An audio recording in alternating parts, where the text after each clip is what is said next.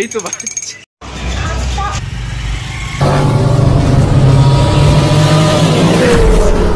আজ প্রায় 21 দিন পর বাড়িতে এসে বাড়িতে খুব বোরিং লাগছে। 21টা দিন কেমন ভাবে কাটালাম ওখানে, সেটা তো না হয় নাই বললাম, কারণ C1 ছিল, সব যা চাপ প্রেসার ছিল পুরো এই 21টা দিনের মধ্যেই গেছে। Anyways, this is your host and দোস্ত Subhradeep and welcome to my brand new blog.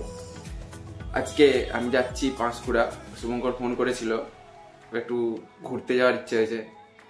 যাই হোক, আমি এখান দিয়ে প্রথমে যাব পুরুষোত্তমপুর বাসে করে, দেন ওখান দিয়ে ওর বাইকে করে পাঁশকুড়া যাচ্ছি। আরেকটা জিনিস দেখানোর ছিল, এই যে আমার পেছনের এই ব্যাকগ্রাউন্ডের এই যে রাধাকৃষ্ণের মূর্তিটা যেটা দেখা যাচ্ছে, এটা আমার বোন ওই অঙ্কন প্রতিযোগিতা, যে বসে আঁকো যে প্রতিযোগিতা হয়, সেখান থেকে বোন প্রথম পুরস্কার এইটা পেয়েছে। যাই হোক, ও খুব ভালো ছবি আঁকে, ওর ছবিগুলো পরে দেখাবো যখন টাইম হবে। তো একেবারে পুরুষোত্তমপুর যাই, ওখানে গিয়ে তারপর কথা হচ্ছে।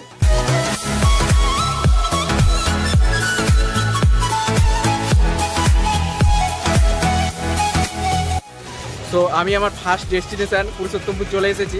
এই যে আমার পেছনে দেখা যাচ্ছে পুরুষোত্তমপুর বাজার, আর এই যে ইনি হচ্ছে আমার ফ্রেন্ড, ছোটোবেলা থেকেই ফ্রেন্ড বলা যেতে পারে। 5 থেকে 10 পর্যন্ত যেখানে আমি রঘুনাথ বাড়িতে পড়েছি, সে হচ্ছে আমার সব থেকে পুরনো ফ্রেন্ড বলা যেতে পারে, একদম শুভঙ্কর।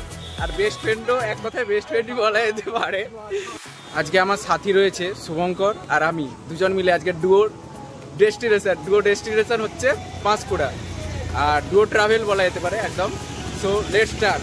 আর এখন বাজে টাইম 6:15। যাই হোক, যেতে যেতে হয়তো সন্ধে পেরিয়ে যাবে। এনিওয়েজ, দেখা যাক ওখানে কি করা যায়, কি যাই করি ওটা পুরো ব্লগে দেওয়া থাকবে। তো চলো।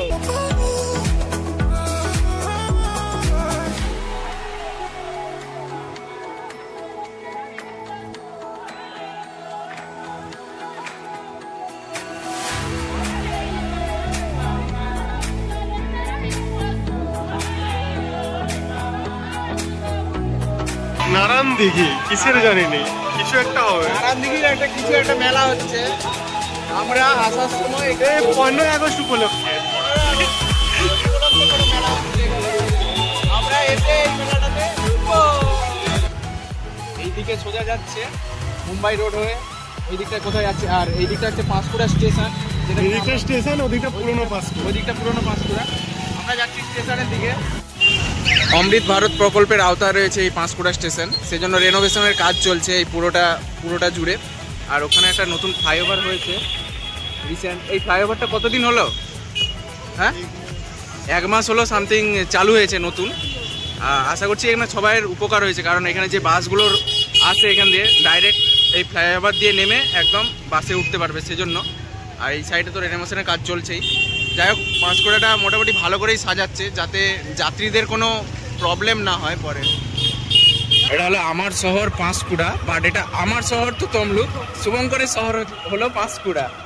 যেটা পাঁশকুড়াটা আমার তো মনে হয় খুবই ভালো, তমলুকের থেকে খুব বেটার। কেমন ভালো তো পাঁশকুড়া? হ্যাঁ, কি রে? হ্যাঁ, একদম। এই বাস স্ট্যান্ড, এই যে পাঁশকুড়ার বাস স্ট্যান্ড, এখান থেকে সব বাস ছাড়ে, এমনকি আসানসোলের বাস যায় এই দিক থেকে। আর এটা আমাদের সিনেমা পাঁশকুড়ার।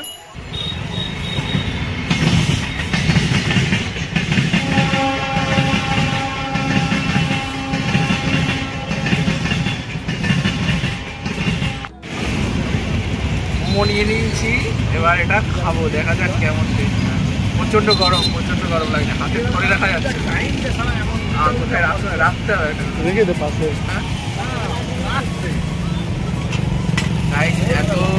এতটাই গরম, হাতে রাখা যাচ্ছে না, সাইডে রাখলাম। আর আমার বেসিক্যালি মোমো খাওয়ার আজকে কোনো ইচ্ছে ছিল না।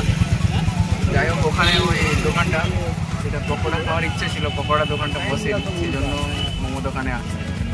দেখা যাক এবার খাই, খেয়ে দেখি কেমন লাগে।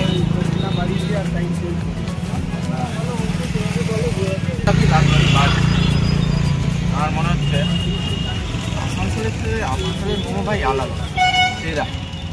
আসানসোলের মোমোর মতো যেটা আমি খেয়েছি। পাঁশকুড়ার চপ খা। পাঁশকুড়ার চপ, আমি কি রাধামণি থেকে এসলাম কি পাঁশকুড়ার চপ? হ্যাঁ, অবভিয়াসলি সেটা না। মোমোটা একবার টেস্ট করার ইচ্ছে ছিল, মোমোটা খেলাম। যাই হোক, আসানসোলের মতো মোমো আমার তো মনে হয় যে কোথাও বানাতে পারবে না। যাই হোক, এবার যেখানে যেরকম বানাই, যার কাছে যেমন টেস্ট, তো অতটাও ঠিকঠাক লাগেনি। আর শুভঙ্কর আজকে খাবে না, তার কারণ হচ্ছে তার পেটটা খারাপ। সে এত কিছু খাবার খেয়েছে, এসে একবারে ডাইরেক্ট তেল মশলা খেলে তো পেটটা খারাপ করবে। এটা হলো মারহাবা রেস্টুরেন্ট। ফেভারিট মাছপুরা হচ্ছে সেরা বিরিয়ানি বানানোর, এইটাই হচ্ছে ডেস্টিনেশন মারহাবা। আর আমি মারহাবাতে আজকে ঢুকলাম না, তার কারণ রয়েছে আলাদা।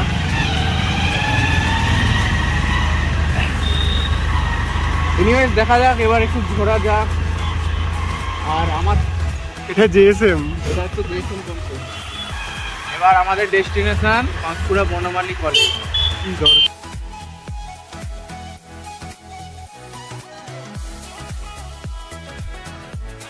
এটা হলো পাঁশকুড়ার রেলগেট, যেটা হচ্ছে বিভ্রান্তির মানে শেষ থাকে না।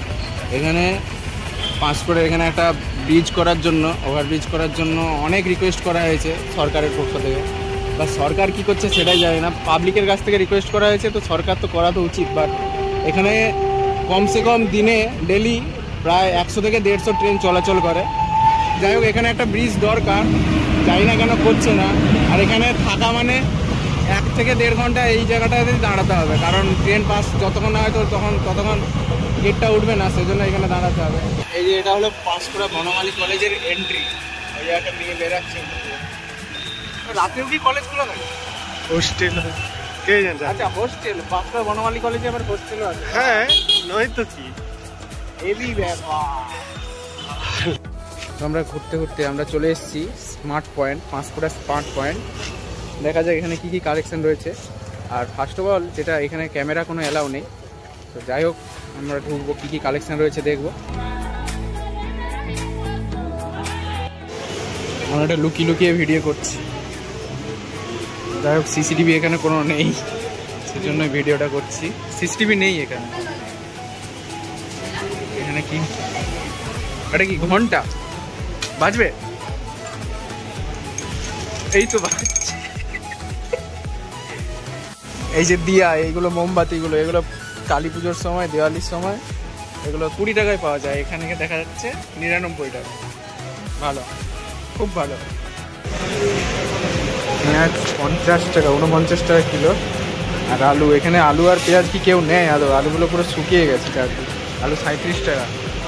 আদা রসুন রয়েছে, কেউ নেয় না এখান থেকে, এগুলো রেখে কোনো লাভও নেই। এখানে স্মার্ট বাজারটা খুবই ছোট, আর সেরকম কিছু কালেকশানও নেই বলা যেতে পারে। এখানে শুধু গ্রসারির কালেকশান রয়েছে। এনিওয়েজ, আমি তখন মোমো খেয়েছি, তখন রিভিউটা ঠিকঠাক দেওয়া হয়নি। আর আসানসোলের মোমো একদম অসাম, আর এখানের মোমো তো জাস্ট বলাই যাবে না কীরকম। যাই হোক, যার যেখানে যেরকম ভালো লাগে, আমার তো বেশ ভালোই লেগেছে, মোটামুটি ভালো লেগেছে, বেশ নয় মানে মোটামুটি একটা ভালো লেগেছে।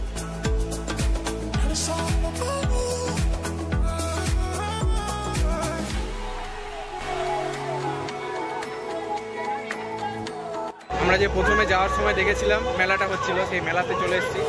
এই মেলা থেকে ঘোরার পর তারপর আমি বাড়ি চলে যাবো, ও বাড়ি চলে যাবে। তো এনিওয়েজ, এই মেলাটা দেখি করি কেমন কি বসেছে মেলা, কারণ অনেকদিন তো আসানসোলে যতদিন থাকি ততদিন তো কোনো মেলার কোনো বংশই নেই বলা যেতে পারে। এনিওয়েজ, দেখা যাক কী কী বসেছে মেলা।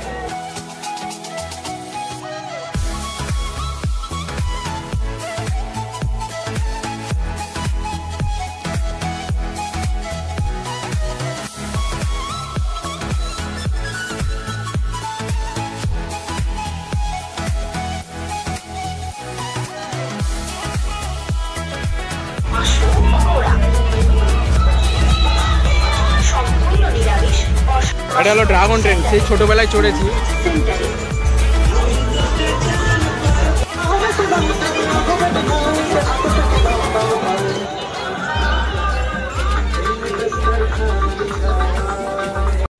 মেলাটা ঠিকঠাক বড় না, আর একজনের কাছ থেকে জানতে পেরেছি এটা শ্রাবণী মেলা, যেহেতু শ্রাবণ মাসে শেষ হয়েছে সেজন্য এটা শ্রাবণী মেলা বসেছে। অনেক মানে এটা প্রথমবার আর কি, ওই জন্য বেসিক্যালি সেরকম ভিড় না। এনিওয়েজ, আমার ব্লগটা যারা যারা দেখেন তাদেরকে অবশ্যই এতটা অ্যাপ্রিসিয়েট করার জন্য থ্যাংক ইউ, এতটা সাপোর্ট করার জন্য থ্যাংক ইউ জানাচ্ছি। আর আমি সবাইকে ইন্ডিভিজুয়ালি বলছি যে থ্যাংক ইউ এতটা সাপোর্ট করার জন্য। তো দেখা হচ্ছে পরের একটি ভিডিওতে। Take care, bye by.